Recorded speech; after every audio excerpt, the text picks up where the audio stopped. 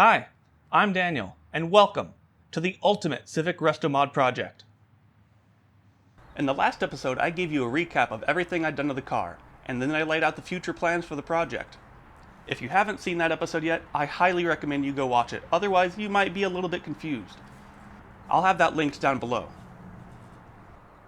In this episode, we'll be removing the dashboard, mounting it to my desk, adapting something new-ish to fit on something old, and then we'll adopt an age-old technique to begin design work on the new dashboard.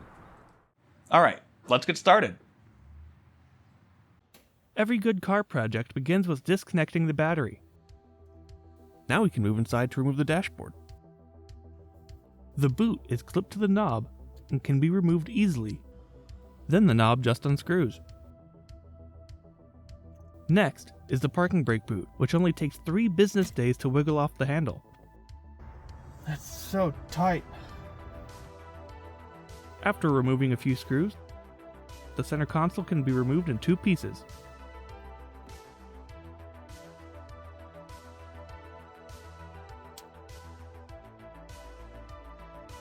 Followed by the cup holder and box unit. Next, the glove box and passenger side trim are removed.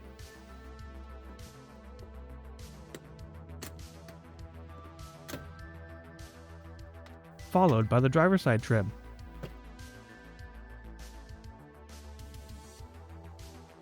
The fuse box is unbolted, and anything that I think could get in the way gets unplugged.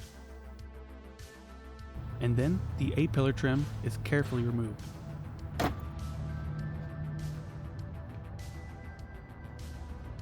The 4 bolts holding the steering column to the dashboard frame are removed, and the steering column is lowered to the floor. Several bolts holding the dashboard to the rest of the car are removed.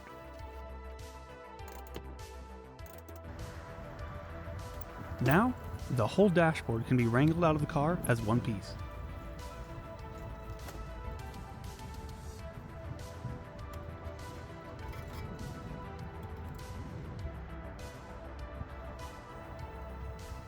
Here's the dance move I call the dashboard shuffle.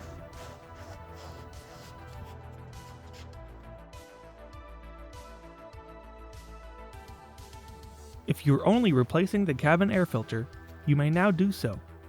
Reassembly is reverse of disassembly.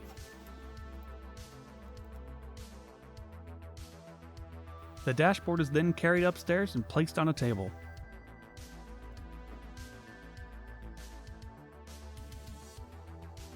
After taking some measurements, some wood supports are made to stabilize the dashboard. Before the supports, and after. With the dashboard stabilized, it's now time to completely disassemble the dashboard, starting with the radio.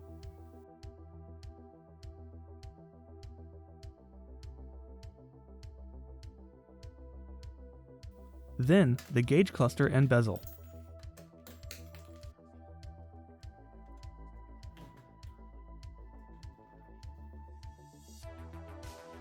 The passenger airbag gets its wire unclipped,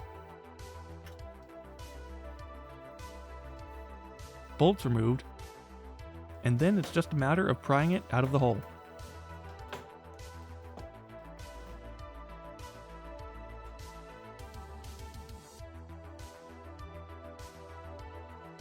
About a dozen screws are removed for the dash cover. And then it easily lifts off.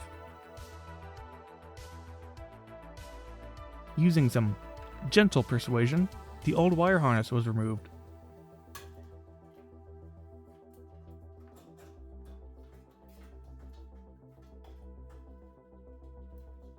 Along with the radio antenna wire.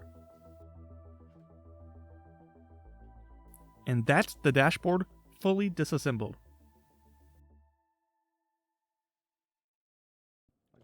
Now, I'll reinstall the original tan dashboard, minus the air duct and wires. The reason is, I'm going to be cutting the dashboard later in this episode, and I'd rather ruin the ugly tan one that I still own, rather than the nice gray one that's on the car now. After that, a custom table is screwed to the plywood. and the center console is installed. Wood blocks are placed under the console, ensuring they make contact wherever possible, and then nailed in place. Wood and plastic shims are stacked up to take up the rest of the room between the block and the console, and then glued in place, with a strip of tape over top to hold them down while the glue dries, and show a better outline of the console bottom. But what's the point of all this? When I decided to do this project, I knew there were other things I wanted to change besides the dashboard, one of them being the center console. The original is too low to use the hard armrest, and the cup holders are too narrow and shallow to fit any cup I could find. So, I've decided to go with the console out of an 8th generation Civic. It solves all of the complaints I have with my current one. It has deep cup holders that grip your cup, a large soft armrest, and it's physically taller, meaning I won't have to move my arm as far to use the armrest or shift. It's the perfect solution. But it doesn't fit. Even though the new console is generally taller, wider, and longer than the original, it isn't as wide up front, and that's where the issue is. These metal brackets stick out too far and keep the console from sliding forward. No problem, I have an angle grinder. The two tabs are removed with a combination of cutting, grinding, and wiggling. And then the sharp edges are ground smooth.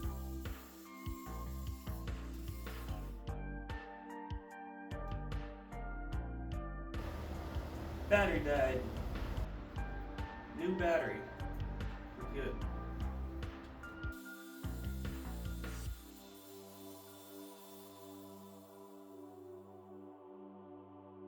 But even after that, the console is too narrow by nearly an inch. So, time to cut some more, this time from the console itself.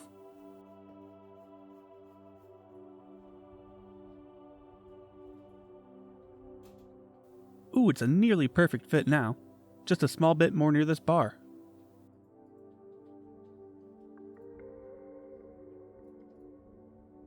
With that cut, my cat helps me position it. Measurements are then taken from the mounting holes to the table below. Wood mounts are made to fit those measurements, and then it's all attached to the table.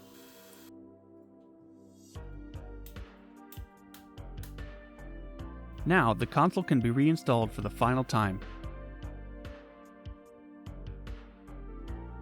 with screws holding it in place, leaving the console and table as one piece. Now that the center console's in place, I can actually begin on the dashboard redesign. But how am I going to do that? Like I said in the last episode, I don't know CAD, and I'm also really bad at drawing. So I'll need a completely different approach. In the 1930s, designers at GM wanted a better way to represent their new car designs beyond what sketches on paper could offer. Paper renderings were skillfully drawn by concept artists, but it still limited the 3D perception of the design. In came Harley Earl. He proposed a more primitive, yet more truthful medium for the design of cars. Clay. Industrial styling clay, as it's called, is a wax-based clay.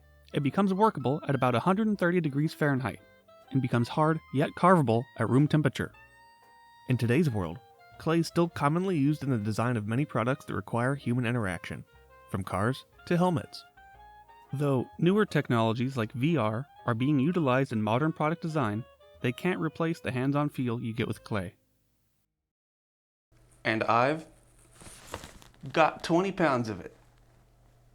But before I go slapping on clay, I need some components to design around. I mean, I've got all these, but they're so unnecessarily thick and heavy. I don't want to get any clay on them either. That's where this comes in. This is a 3D scanner. Essentially, what it does is take thousands of photos and stitch them together in a way that creates a 3D model. What I'm going to do is scan all the parts I want to add to the dashboard, and then print only the portion that's visible. The process begins with scanning a part. moving the scanner slow and even across the part to ensure a high quality scan.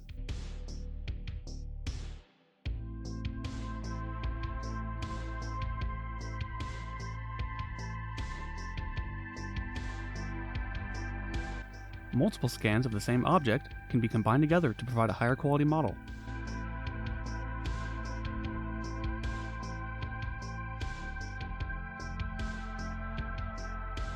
Once all the scanning is done, it can be moved to post-processing to adjust settings and remove artifacts.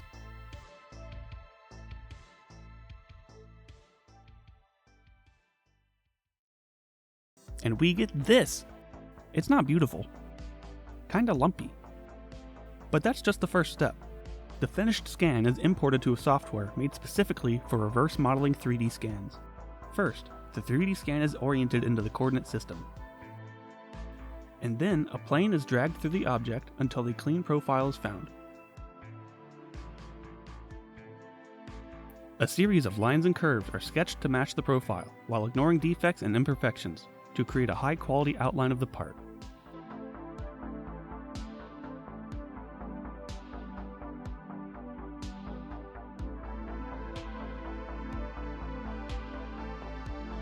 The completed sketch is then extruded through the 3D scan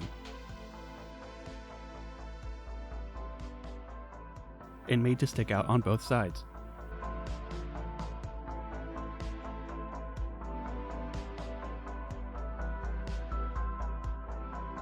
A second sketch is created from the top down.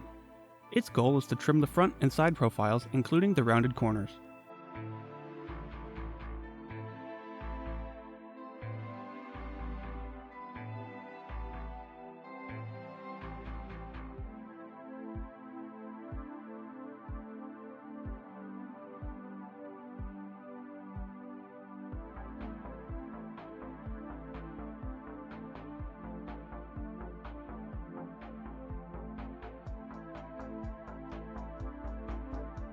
The finished sketch is extruded and used to cut the model,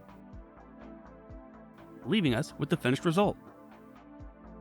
After doing the same to all the other parts, it's time to print, which can take a while.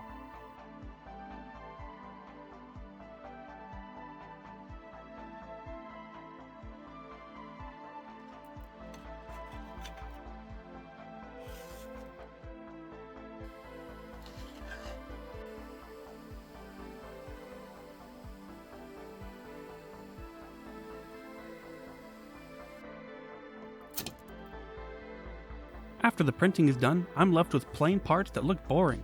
So, time for some paint. Not everything is getting painted though, mainly the silver vent trim and the radio knobs.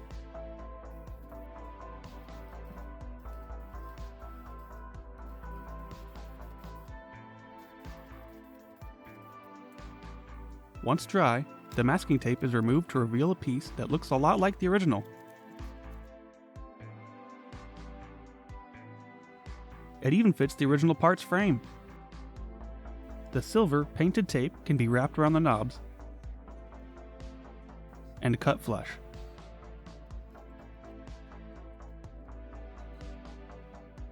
Beautiful! And finally, some pieces get hand-painted lettering, just to help remember their proper orientation. Using those 3D printed pieces, my associate and I determined the optimal placement for them, and marked them out. Those marks were turned into lines, and the radio was removed for the final time. Alright, now that all the pieces are removed and the dashboard is marked, it's finally time to cut. And we're going to use this. Carefully following the lines, the center of the dashboard gets cut off.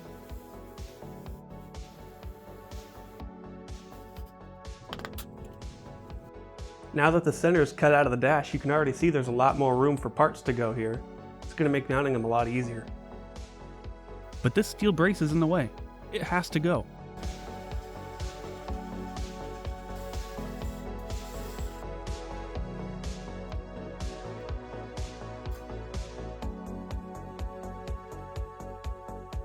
Now, there's enough room for this wire cage. and it'll give the clay a solid foundation to build on. But these wires are too far apart to support anything. That's where these come in. I designed them to snap onto the wire and keep everything evenly spaced and as solid as possible. After getting a few in place to hold the top, I can move down to shape the bottom wires and screw them in place. Then the rest of the clips are installed. The center speaker is roughly positioned and traced, and finally cut out.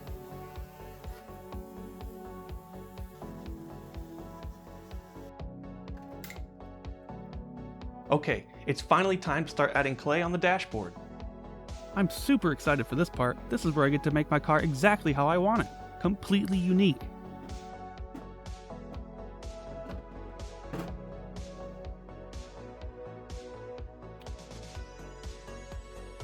Before I start claying, I want to see about where the center speaker should sit. To start, I'll grab a chunk of warm clay and knead it into my desired shape, and begin rough sculpting where the part will go.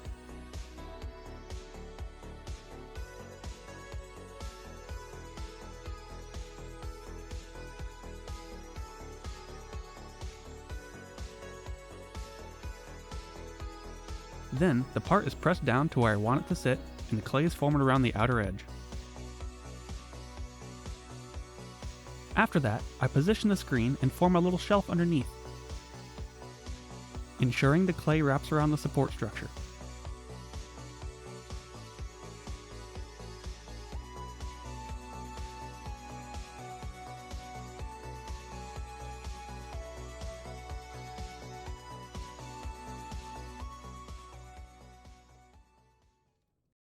I came across a bit of a problem.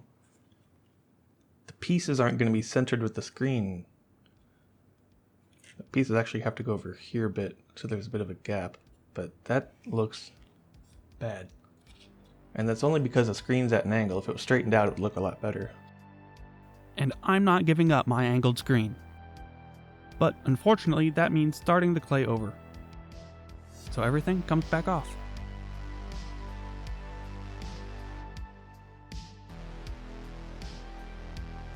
And the clay is reused. Now I can realign the screen, this time making sure the vent has room, followed by the speaker, and marking where to cut the dashboard.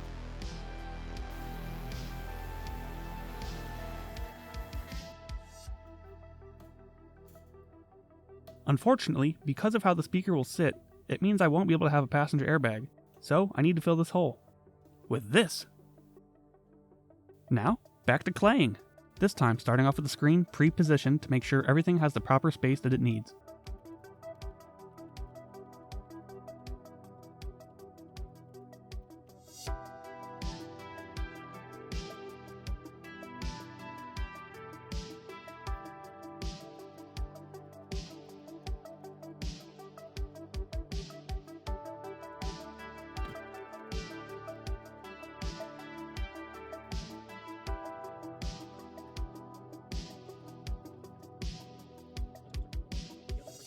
Now I'll start to shape the transition from the center to the rest of the dashboard.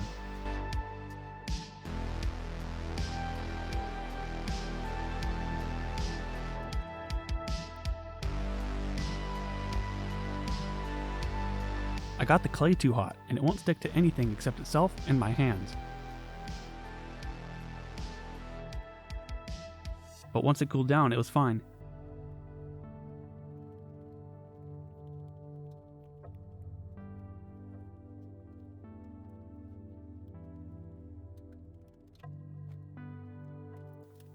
The driver's side of the dash isn't getting too much attention in this episode, so I'll leave the clay a bit rougher here than on the rest of it.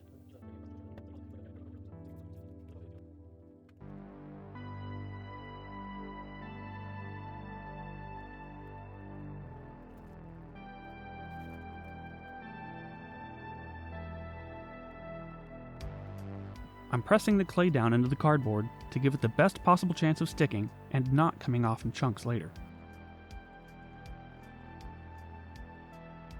And that's the clay finished.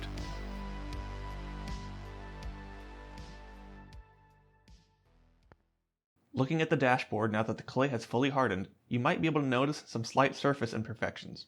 Mainly here, here, and here.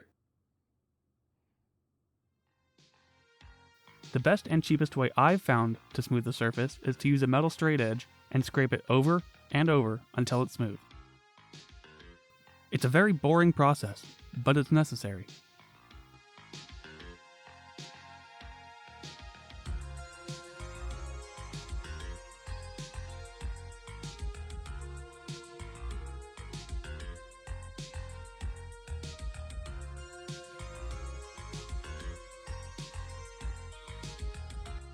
Here, I'm using the tip of a small metal spudger to scrape clay away from the parts and create a flatter approach to them.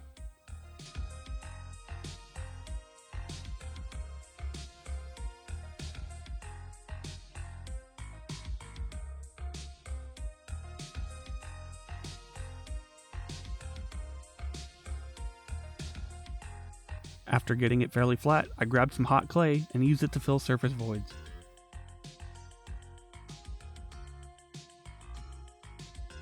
Once cooled, back to scraping.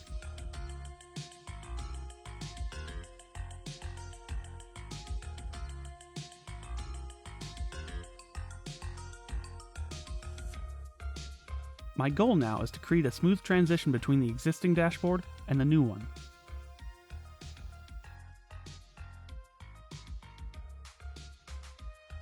Then I'll smooth the surface by rubbing it with my thumb and using a heat gun to slightly soften the clay.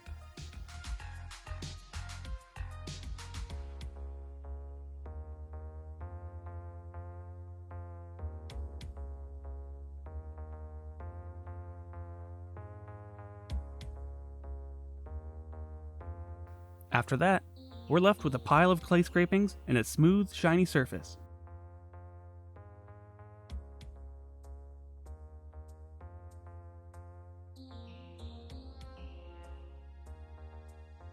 It's definitely not perfect, but really, we're just getting started. Hey, that looks pretty good so far. We've made a lot of progress in this episode. We're up to the point now where the slow and boring work is out of the way, and the fun and creative work can really begin. In the next episode, we'll continue the clay by adding the center air vent and the climate control interface. We'll also modify the center console to fit the new wireless charger and parking brake, and then work on the side profile where it meets the dashboard. If you've made it this far into the video, then I'd like to sincerely thank you for sticking around this long. And thank you to everyone who commented on the previous video. I read all of the comments and it really means a lot to me. This is a special project for me, and it makes me really happy to see that there's other people out there that are just as excited for it as I am. I'm aiming for a monthly release schedule, but that may change later depending on how quickly I can learn new skills and get the money I need for supplies. If you still haven't seen the introduction video, I highly recommend you check it out. I'll have it linked down below. If this sounds like something up your alley and you want to see more of it, then be sure to press the like button and subscribe. You can also turn on notifications to know the next time I upload. One more thing. I'm not really sure how long I should make these videos or how much detail to show, so I'd really like your feedback down in the comments. That would really help. Thank you all so much for watching. Good luck with your New Year's resolutions, and I'll see you next time.